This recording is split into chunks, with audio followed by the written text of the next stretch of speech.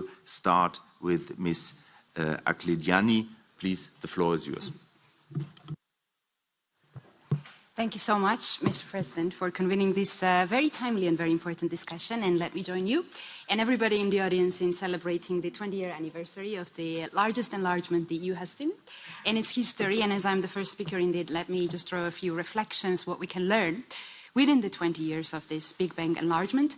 And let me start with the economic considerations. And why to start with economic considerations? Because, this was the main driving force behind the enlargement back in 2004.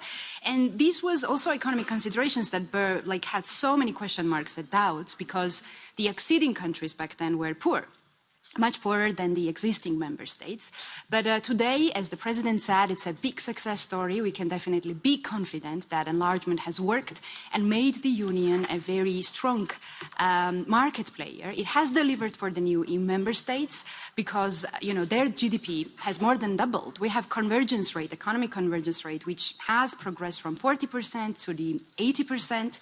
And it's also the two-way process, right? It's not only for the new EU member states, but also for the existing member states that saw the expansion of the internal market, and they could serve to the larger market, and they could benefit from the larger market. So this definitely has been a success story here.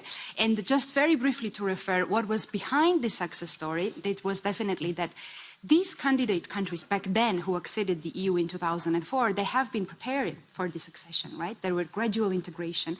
They had gradual access to the single market. We saw Europe agreements. And of course, after their accession to the EU, we saw a lot of investments.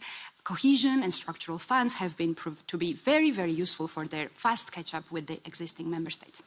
But of course, we cannot discuss economy without social dimensions. What we could see and what we've seen within the past 2 decades, this was a lot of social challenges.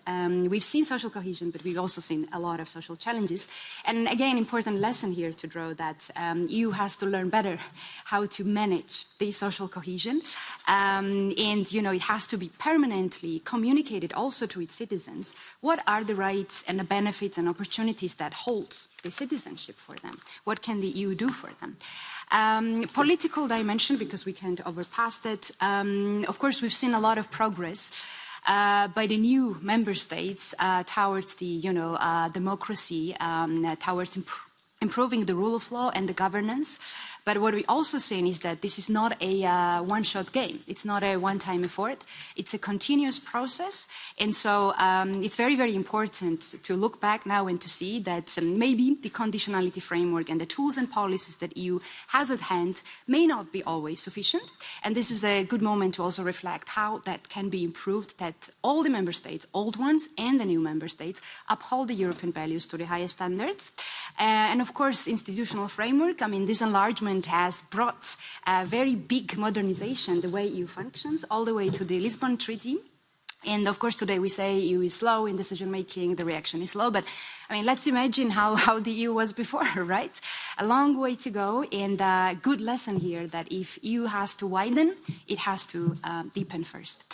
And finally, and I will be brief here, because we cannot talk about economic prosperity or political, convergence or social matters if we do not have security, provided at first. Of course, EU takes the pride that there is peace within its borders for the past 80 years, but EU still has external borders.